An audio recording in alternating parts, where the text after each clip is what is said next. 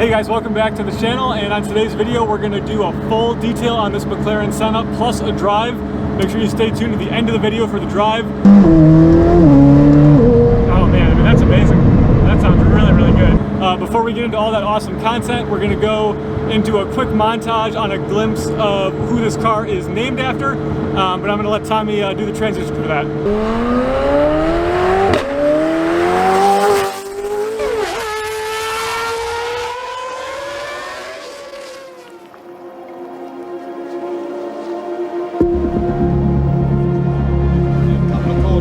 Is Senna. Hustled his way back into the contention.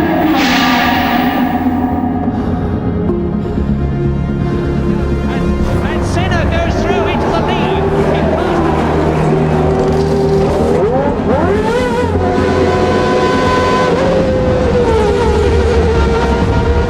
Undoubtedly to be world champion in the future.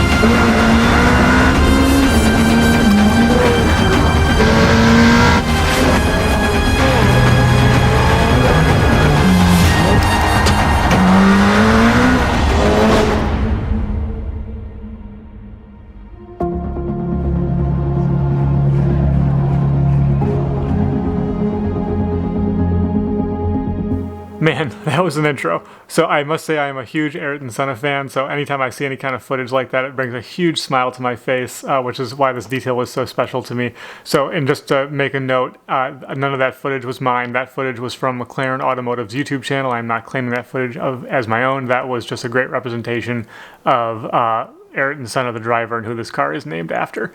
So as you can see, the inside of the car is not terribly dirty. There's very little to it. This is 2 seats and a steering wheel. There was a little bit of a floor mat to be vacuumed, but there's not even actual carpets. It's just carbon fiber floor. The wheels and tire area have some dirt on them, and we do have some defects and burn marks on the PPF. Just something we have to be aware of and careful of when washing.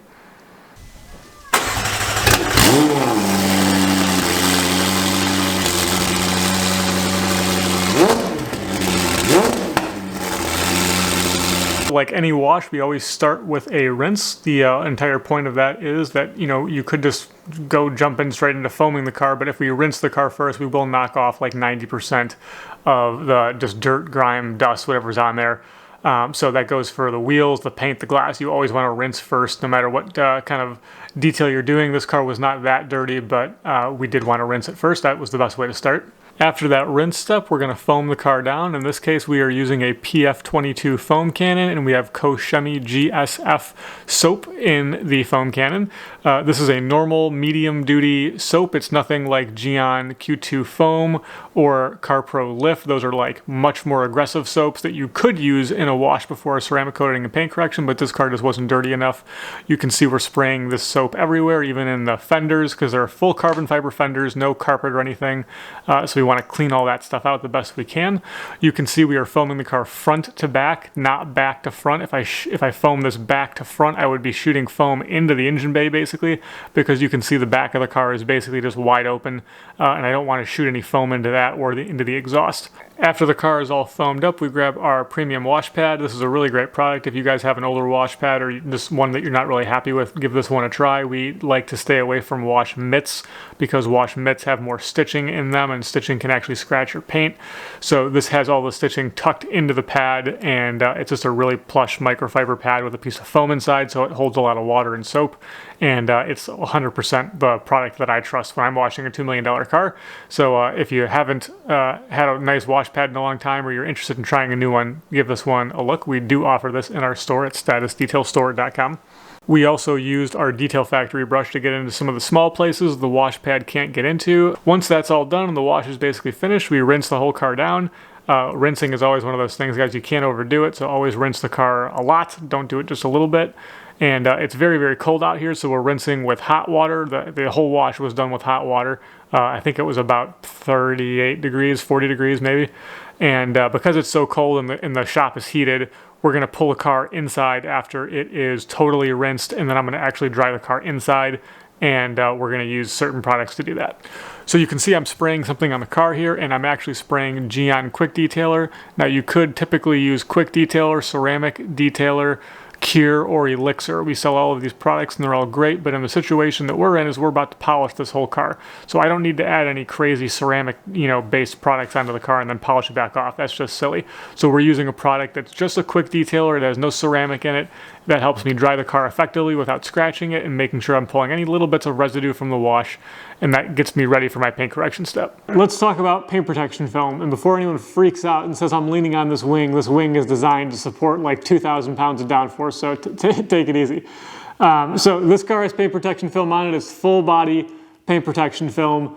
So I get this all the time. People go, oh, the car's got paint protection film on it. I don't need any of that paint correction stuff. Just ceramic coat it.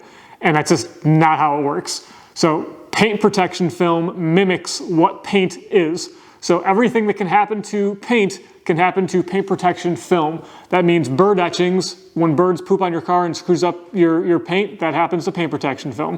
When you get water spots and they etch into the paint, that happens to paint protection film.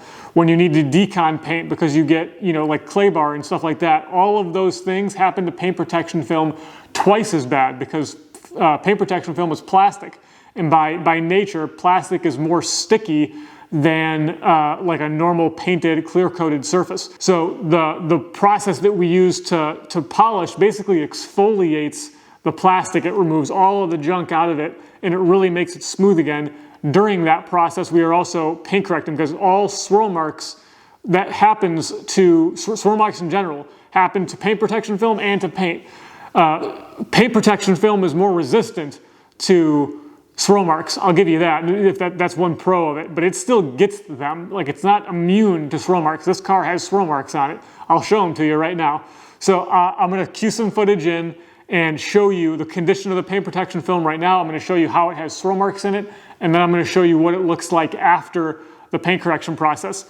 Now, paint correcting film is way different than paint correcting normal paint, so you got to be on top of things when you're doing that. So in general, I use our Rupes 21 for a good part of this. There's a lot of 3-inch, 2-inch, and 1-inch work, but I'm using a Rupes polisher, I'm using Lake Country pads, and I'm using CarPro Reflect polish. And that's really the bulk of what we're doing here to make this car look good again, and it's really reacting nicely with the paint protection film, and it's giving us that nice like exfoliating effect where when I'm done, it's so smooth and it's so good again. Now another funny topic that I want to address is people have been saying, in our YouTube videos, people are saying, oh, Evan, you're giving away all your secrets. Like, you're giving them all away. Like, you're showing us all the insider information. Like, just because I tell you what products to use, how to use them, it doesn't make you me. There's, of the equation of the polishers and the polishes and all of those things, and even me explaining to you the technique, okay? All of that stuff combined is still only giving you 30% of what you need to do to really do what I'm doing to this car, because the last 70% is 10 years of OCD, out of my mind, ridiculous research, development, and practice of making techniques to make all these products work together. I can teach you guys how to do this stuff so you can DIY it in your house and you'll be really comfortable and you're going to do a hell of a detail, maybe even better than most of the detailers that are professionals, but it doesn't mean that I gave you the secret sauce on how I do it. And that doesn't mean that you should do it at home because now you're better than me and you don't need to spend $2,000 on a detail. I hope that makes sense. We'll make bigger videos on that topic, and I'm going to do a masterclass on how to do paint correction. I'm going to try and teach you guys as much as I can. I'm not trying to discourage you. I want you to understand that you can do a lot of the stuff I do, but by no means am I giving away all my secrets. I think that's a funny thing that people say online. So let's get back into this. Let's get back into this detail. And next up, basically, is going to be panel prep, and then we're going to jump into ceramic coating. So let's jump into it.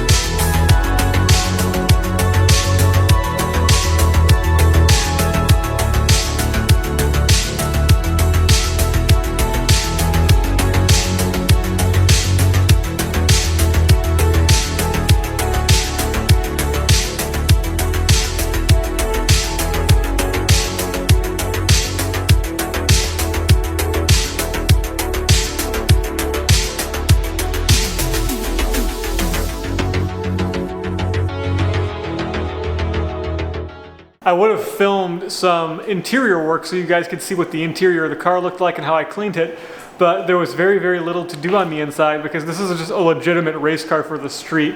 There's no glove box, there's no armrest, there's no cup holder, there's no floor mats, there's no storage, there's no trunk, there's no frunk, there's nothing. I mean, it's just a race car. It's a steering wheel, 2 seats. I'll show you some of this stuff on the inside of the car. There's no carpets in the car. There's 2 floor mats, but there's no carpeting. It's just a carbon fiber floor. The only thing that's really in there is an Alcantara on the ceiling and on the seats, and then there are 4 speakers, which is the closest thing to a creature comfort you're going to get in the whole car. So let me show you all that stuff, and then also I love the owner of this car, Steve. You're like the coolest hypercar owner in the history of hypercars. When I did his Bugatti recently, there was some candy stuff inside because he's munching on some candy while he's driving his Bugatti. And then inside the Senna, there was an M&M's wrapper. So you can just imagine Steve driving his Senna, stopped at a red light, like chewing on his M&M's while he's driving his hypercar that's like a race car for the street. These cars really get driven, they really get used, and even though there's no cup holder, there's a spot for your M&M's for sure. So the glass that's in the bottom of the door, the glass here, there's glass in the roof, and then the glass in the back here, it's all very, very thin, to the point where the door glass is literally so thin that if you slam the door shut too hard, it will shatter the glass because it's so thin. It's really obvious when you know what you're looking for how much of a race car this is, and it's not, to the average person, it might not be so easy to tell that it is a race car. You might literally almost think that it's cheap or flimsy or like a kit car because, the paint is really thin, so the paint looks really bad, but the paint is thin to save weight. Certain panels on the car are very flimsy feeling. You can push them in and they'll bow in, or they can kind of wobble a little bit, and that's because they're very light and very thin. That carbon fiber is light, but where the carbon fiber needs to be robust, it is. For example, the uprights of the wing are like solid blocks of carbon fiber that are extremely robust and sturdy and engineered to handle upwards of 2,000 pounds of downforce from that giant wing. I think it's the largest wing on any production car ever made. I mean, this thing is ridiculously big. So it's like, this car was engineered to go fast. It's engineered to be a race car. That's why it doesn't have a cup holder. That's why it doesn't have a glove box, which is funny because there's literally nowhere to put the registration. The registration just sits in one of like the little trays. I hope you guys understand what a wild automobile this is and like why it's so crazy to own one of these and drive it on the street. So having said that, let's go for that drive and have a fun time. All right, here we go. Might be a little hard to hear me. This thing is ridiculously loud, but we're gonna do a quick little driving dynamics thing. I've got my little circuit kind of thing that I like to do that I'm comfortable with here that I've driven a couple cars on now. So this is like a true like flappy paddle gearbox. We're in manual, so I literally have to shift everything. So we have just full control over that. It's pretty freaking lightning fast on shifts. We can't go too fast. We're on Toyo R888s, which are ridiculous racing slick tires basically, and it's about 30 degrees out. So we're not going to crash Mr. Steve Hamilton's car today.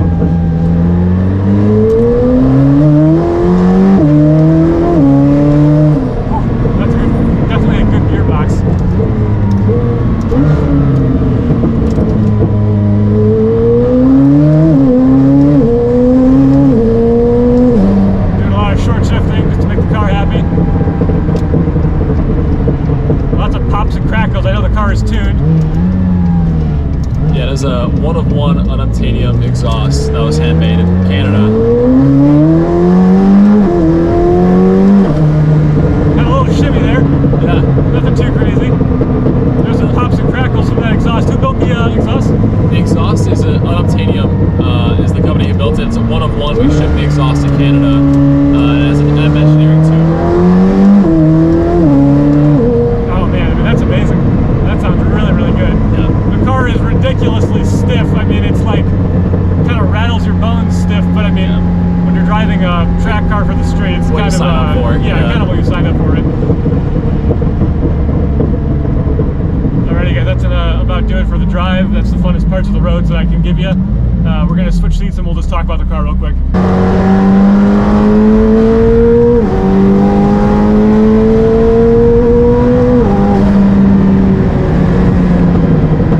Totally legal.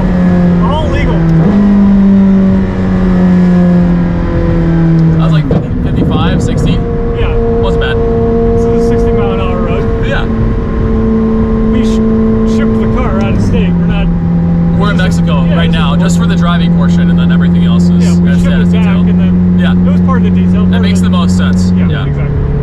Logistically, we do that a lot with the cars. Yeah, makes sense. You're a billionaire. You know, Easy come, easy go. it's.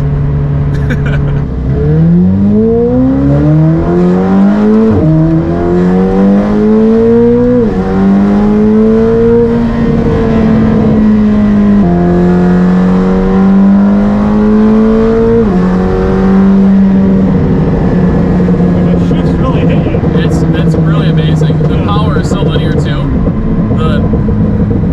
The tune brought this car to life in third and fourth gear, in my opinion. Obviously, the Senna's a lot of car, regardless, but the tune made this a little more special.